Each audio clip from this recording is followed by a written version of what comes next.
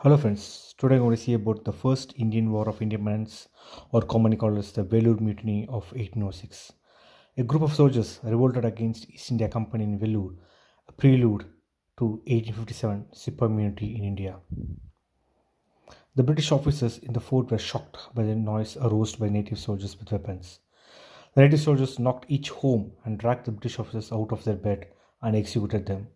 It was a bloodbath and brutal mutiny in the history of India.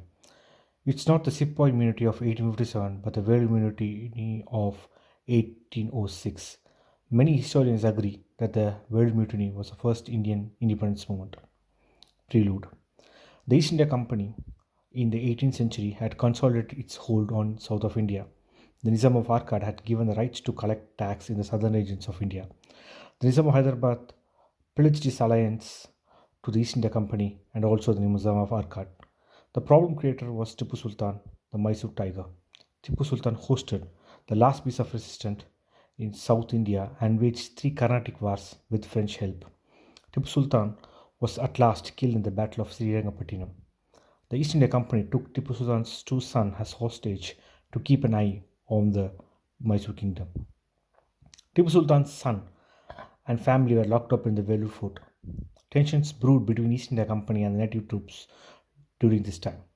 East India Company troops, mostly consisting of native men who took up army jobs for the money.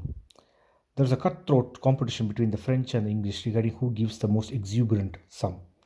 The native troops in the East India Company were familiar with British military customs. Initially, Indian troops in the East India Company dressed close to the regiment as they were segregated based on the caste system.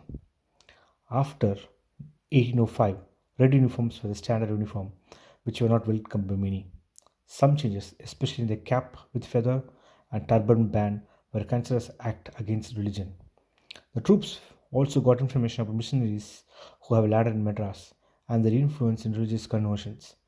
In protest of these regulations, three native soldiers staged their concerns in Madras. They were punished with 90 lashes and dismissed from East India Company Army. Vellore Mutiny. The punishment pronounced to the fellow countrymen kindled a sense of revolt in the Vellore fort. On top of that, the fort had the defeated Tipu Sultan family. The dissident soldiers now had a reason to rally behind. The revolt started as native soldiers killed 14 British officers. As the revolt spread across the fort, and a total of 116 British officers died that day. Revolters captured the fort and hoisted the flag of Tipu Sultan on the citadel. A British officer, Major Coops, escaped from the riot and informed Sir Robert Rollo Gillespie in Arcot. Gillespie, with his regiment, marched towards Vellore. Once he reached Vellore, Gillespie blasted the doors of the fort and barged into it. Aftermath. 100 sepoys who held the fort were brought down and shot to death. The remaining faced trial and 6 exploded from cannon mouth and executed 250 more. Tipu Sultan's family was then moved to Bengal, far away from their sphere of influence. The governor of Madras got transferred for his negligence. East India Company decided at this point not to interfere with native soldiers' customs, which might trigger the sentiments, but unfortunately they forgot it in 50 years when the 1857 Sepoy Mutiny occurred. The similarities between 1806 and 1857 revolt are quite similar. Reason? Both revolts started as East India Company didn't respect religious sentiments. Purpose? To reinitiate a royal family who had been defeated recently by the East India Company. 1857 revolt was to restore the Mughal Empire. Rampage? Widespread killing of British officers. Aftermath? Mass execution of natives by East India Company.